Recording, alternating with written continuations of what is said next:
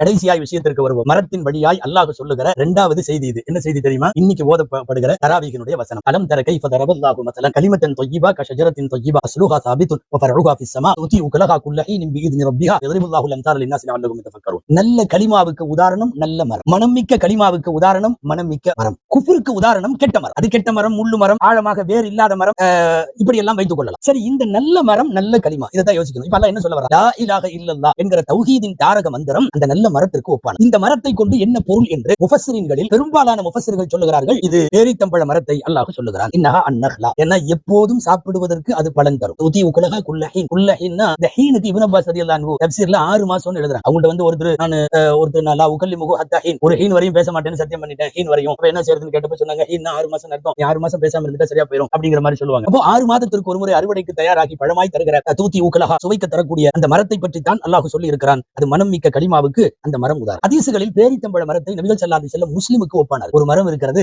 அந்த மரம் முஸ்லிமை போல, அது என்னவென்று தெரியுமா என்று சஹாபாக்களிடத்தில் விடுகதை கேட்டு நாயகம் விடை பெற்ற ஹதீஸ் சஹீஹுல் புகாரி உள்ளவற்றில் பிரபலமாக வருகிறது. பேரித்தம்பழ மரம். அல்லாஹ் பேரித்தம்பழ மரத்தை கலிமாவோடு ஒப்பிடுகிறான் என்பதால் அந்த மரத்தை யோசிக்க வேண்டும், அந்த பழத்தை யோசிக்க வேண்டும். நம்முடைய வாழ்வில், முஸ்லிம்களின் வாழ்வில் இரண்டரை கலந்தது பேரித்தம்பழ மரம். ஒரு சில ஆசிரியர்கள் எழுதுகிறார்கள், ஹஜ்ரத் ஆதம் அலைஹிஸ்ஸலாமை படைப்பதற்கு உருவாக்கப்பட்ட மண்ணிலிருந்து, அதன் தொப்புள் பகுதியில இருந்து அந்த மிச்சம் உள்ள மண்ணு கொஞ்சம் இருந்தது, அதிலே உருவானது பேரித்தம்பழ மரம். எனவே பேரித்தம்பழ மரத்துக்கும் முஸ்லிமுக்குமான உறவு, பேரித்தம்பழ மரம் சிறிய தந்தையை போல, ஆதம் நமக்கு தந்தை என்றெல்லாம் எழுதுவார். இந்த பேரித்தம்பழ மரம் நம்மோடு ஒன்றிவிட்டது. குழந்தையை கொண்டு வந்து மடியில் வைத்தால் நாயகம் ஸல்லல்லாஹு அலைஹி வஸல்லம் தஹ்னீக் செய்வார்கள், அதுக்கு பேரிச்சம்பழம் வேண்டும். முஸ்லிம்கள் சகர்களிலே கூட பேரித்தம்பழம் எடுத்துக்கொள்வது, சகரிலும் எடுத்துக்கொள்வது நபி வழியில் இருக்கிறது. இஃப்தாரிலே பேரித்தம்பழம் எடுத்துக்கொள்வோம், அதுவும் நபி வழியிலே வருகிறது. பெருநாள் என்று அதிகாலை பேரித்தம்பழம் எடுத்துக்கொள்வோம், அதுவும் நபி வழியிலே வருகிறது. சதகத்துல் ஃபித்ர் என்று வழங்குவதிலும் பேரித்தம்பழத்தினுடைய ஒரு படி அளவு தர வேண்டும் என்பதை பற்றி வருகிறது. சதகாவை பற்றி ஊக்குவிக்கிற இடமெல்லாம் ஒரு பேரித்தம்பழத்தின் ஒரு பகுதியை பீத்து கொடுத்தாவது, சதகா செய்தாவது நீங்கள் சுவனத்தை அடைந்து கொள்ளுங்கள், நரகத்தை விட்டு காப்பாற்றிக் கொள்ளுங்கள், இத்தகுன் நார வலவ் பிஷிக்கி தமரா என்கிற ஹதீஸும் உலகத்திலே பிரபலமானது. ஆயிஷா ரலியல்லாஹு அன்ஹா சொல்லுவது போல், பைத்துல்லா தமர ஃபீஹி ஜியாஉ அஹ்லிஹி, எந்த வீட்டில் பேரிச்சம்பழம் இல்லையோ அந்த வீட்டில் உள்ளவர்கள் பசியோடு இருப்பவர்கள் என்று ஆயிஷா ரலியல்லாஹு அன்ஹாவுடைய அறிவிப்பும் இங்கே யோசிக்க வேண்டும். மரங்களை குறித்து மாமறையிலும் சரி, மாநபி ஸல்லல்லாஹு அலைஹி வஸல்லம் வாழ்க்கையிலும் சரி நிறைய செய்திகள் உண்டு.